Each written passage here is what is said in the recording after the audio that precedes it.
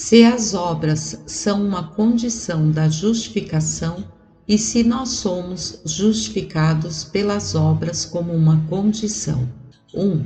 A fé que justifica envolve tudo o que é essencial para o nosso discipulado. O Evangelho promete a justificação de todos os que creram ou são crentes. Ser um crente e ser um discípulo de Cristo, segundo a Escritura, é a mesma coisa, entre outras palavras, ser um discípulo e ser um cristão. Portanto, o sentido da promessa é que seremos justificados se nós nos tornamos verdadeiros cristãos ou discípulos de Cristo. E, portanto, a fé que justifica compreende tudo o que é essencial para o nosso discipulado ou cristianismo, como suas causas constitutivas sobre a justificação. Em outras palavras, Baxter afirmou que a fé envolve todos os atos de fé, incluídos no discipulado cristão, o arrependimento, o amor a Cristo, a obediência aos seus mandamentos, estão todos envolvidos na fé que justifica. 2. Nós não somos justificados somente pela fé, mas também pelo nosso amor a Cristo e justiça própria. Não é, portanto, por qualquer único ato de fé que somos justificados, mas por muitos atos físicos conjuntamente que constituem aquela fé que o Evangelho faz condição de vida.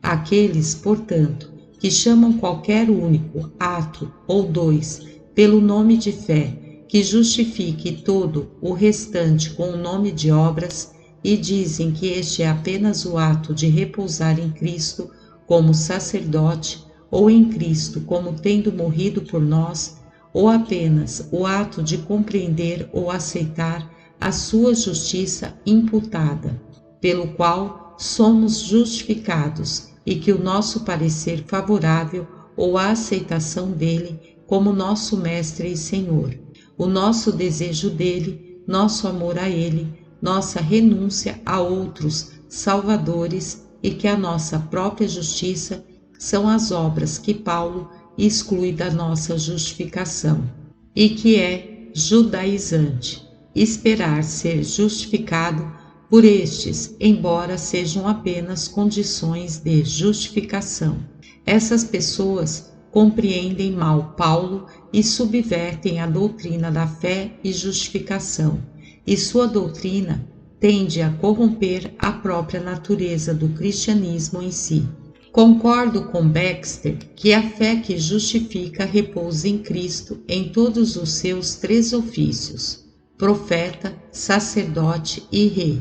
Mas Baxter continua dizendo que alguns creem erroneamente que Paulo exclui o nosso amor a ele e nossa justiça própria da justificação, e a doutrina que exclui o amor e retidão próprios à justificação tende a corromper a própria natureza do cristianismo em si.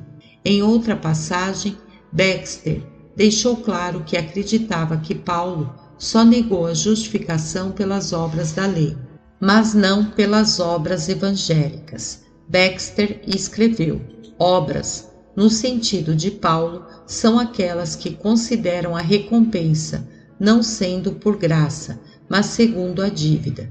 E obras, no sentido de Paulo, são aquelas em disputa com Cristo, ou no mínimo, que concorreriam com ele em uma cooperação. Portanto, Paulo, de acordo com Baxter, não exclui as obras fiéis de obediência cristã para justificação. 3. A obediência de um cristão é necessária para que ele permaneça justificado. Obediência sincera a Deus em Cristo é uma condição da nossa permanência no estado de justificação, ou de nosso não perdê-la. E a nossa perseverança nela é uma condição de nosso aparecer nesse estado diante do Senhor, em nossa partida daqui. Em outras palavras, os cristãos justificados hoje devem prestar obediência sincera a Deus, se eles desejam permanecer justificados amanhã. Aqueles que não conseguem manter a sua justificação pela obediência sincera cairão de seu estado de justificação. Em outro lugar, Baxter diz o seguinte: portanto, quanto à questão se a justificação pode ser perdida e o perdão pode ser reversível, eu respondo que a concessão deles na aliança é inalterável, mas a vontade do homem em si mesma é mutável. E se ele deixar de crer por apostasia e a condição falhar, ele perderia seu direito e seria injustificado e não perdoado, sem qualquer mudança em Deus. Porém, que um homem haja assim de fato, deve ser atribuído à eleição e à graça especial. Baxter, portanto, ensinou que a justificação é pela obediência cristã, que deve ser permanente até o fim, ou então o cristão perderá a sua justificação, provando que ele nunca foi um dos eleitos. Quanto à questão de saber se Richard Baxter é ortodoxo sobre a doutrina da justificação, ofereço as palavras de um historiador batista particular, Benjamin Kitt, sobre a doutrina da justificação de Baxter.